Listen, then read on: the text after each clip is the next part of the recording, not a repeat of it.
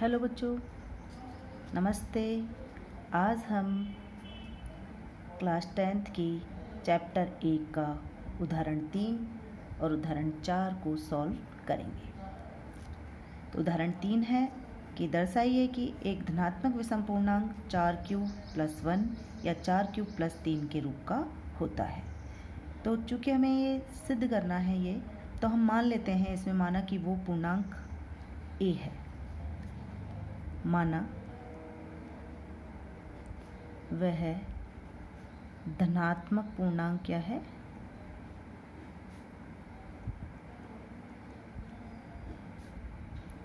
a है। ठीक है। अब b क्या होगा? b देखो, इसमें 4³ + 1 है, 4³ + 3 है, यानी q से किस संख्या से गुणा हो रही है यार? 4। तो हम b बराबर क्या लेंगे? 4। अब यूक्लिड विभाजन प्रमेय से यूक्लिड विभाजन प्रमेय का प्रयोग करने पर क्या आता है? हमारा a हमारा भाज्य है, यानी प्रमेय से हम जानते हैं a = bq + r। तो यहाँ a = b हमारा 4 है और ये q ये प्लस r, जहाँ पर q क्या है? q पूर्णांक है, एक पूर्णांक है। और r क्या है? r 4 से जो शेषफल है ये किससे छोटा होगा? 4 से छोटा होगा और 0 से के बराबर और 0 से बड़ा होगा। यानी r के मान क्या क्या हो सकते हैं? r बराबर 0 हो सकता है, 1 हो सकता है, 2 हो सकता है और 3 हो सकता है, क्योंकि 4 से छोटा है तो इसलिए 3 तक हो सकता है। ठीक है। तो अब हम ये मान यहाँ इसमें रख लेते हैं। पहली स्थिति में a = क्या हो जाएगा? 4q + 0 रखा हमने, r बराबर 0 हमने रखा है। नेक्स्ट स्थिति जो सेकंड है हमारी, उसमें 4q + 1 यानी r बराबर हमने क्या रखा? 1।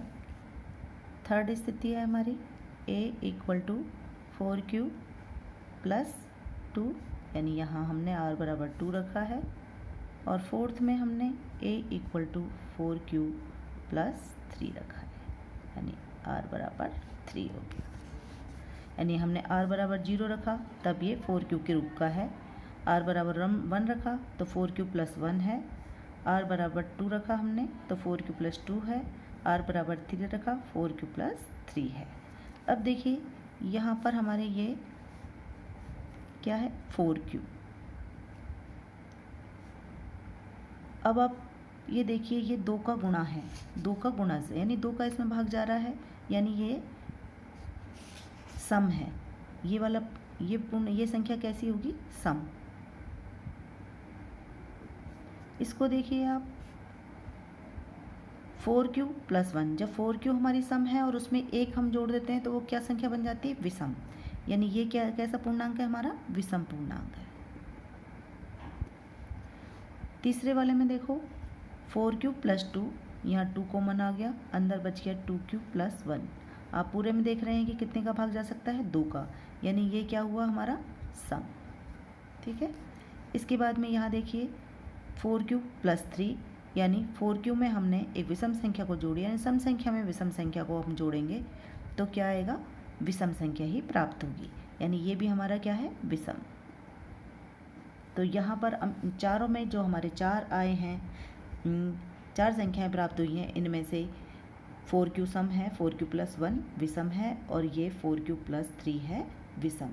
तो हम यहाँ पर देख सकते हैं कि कोई भी जो धनात्मक विषम पूर्णांक है वो किस रूप का हो सकता है? 4q + 1 का हो सकता है और 4q + 3 का। तो हम लिख सकते हैं, अतः कोई धनात्मक विषम पूर्णांक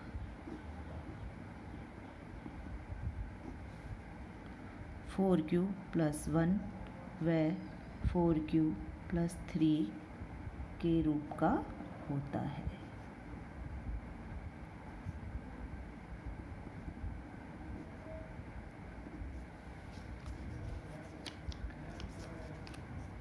अब इसके बाद में हम एग्जाम्पल 4 लेंगे। एग्जाम्पल 4 है, एक मिठाई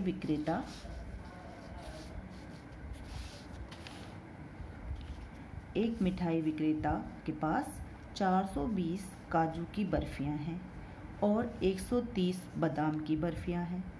वह इनकी ऐसी ढेरियां बनाना चाहता है कि प्रत्येक ढेरी में बर्फियों की संख्या समान रहे तथा ये ढेरियां बर्फी की परात में न्यूनतम स्थान घेरें। प्रत्येक ढेरी में कितनी बर्फियां रखी जा सकती हैं?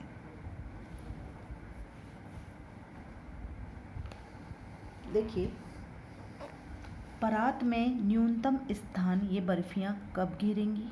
जब इनकी ऊंचाई जितनी मैक्सिमम हो सके वो हम कर दें। जो बर्फियों की ऊंचाई है यानी ज़्यादा से ज़्यादा बर्फ़ी की ढेरी बनाएं हम, तो वो परात में न्यूनतम स्थान घेरेंगी। अब कंडीशन क्या है कि जो प्रत्येक ढेरी है उसमें बर्फियों की संख्या हमारे समान रहे, यानी बर्फियों की संख्या समान भी रहे और वो अधिकतम हों, प्रत्येक ढेरी में अधिकतम हों। तो जब हमें अधिकतम ज्ञात करना है और कॉमन भी ज्ञात करना है, यानी समान भी होना चाहिए और अधिकतम भी होना चाहिए, तो हमें क्या निकालना पड़ेगा? 420 और 130 का HCF निकालना पड़ेगा। तो हम इसको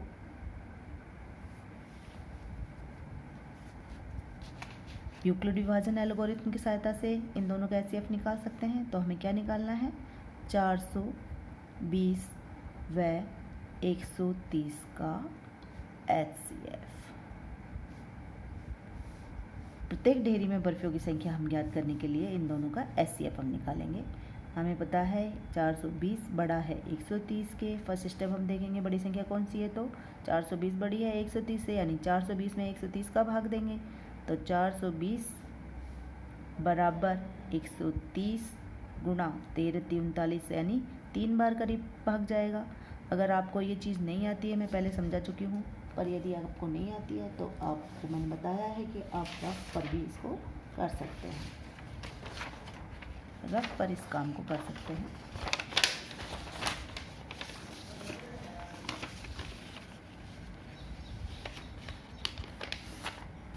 चार 420 में हम भाग देंगे कितने का?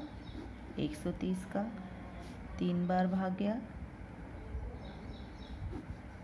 0 3, 30 बचेंगे। तो यहाँ हम लिख लेंगे 130 गुणा 3, 130 गुणा 3 प्लस शेषफल क्या बचा? 30 बचा। नेक्स्ट स्टेप में जो b है वो भाज्य बन जाएगा, यानी 130 इधर आ जाएगा और शेषफल 30 भाजक बन जाएगा। तो 130 को हमने अंदर लिख लिया।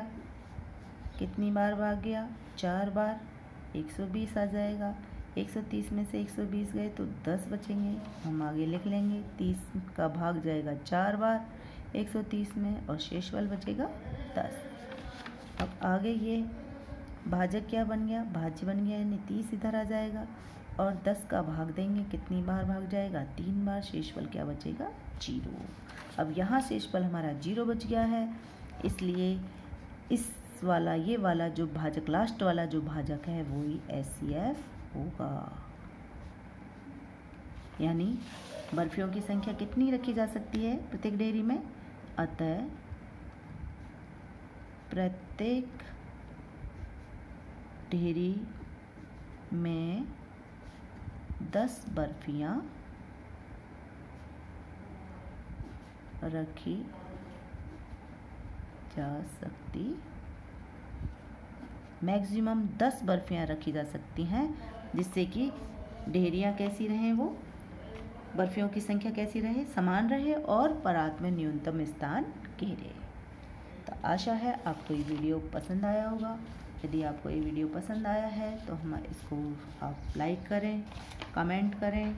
आपको और क्या चाहिए उसके लिए आप नीचे कमेंट बॉक्स में कमेंट कर सकते हैं और मेरे चैनल को सब्सक्राइब करें, बेल आइकन को प्रेस करना ना भूलें। Thank you.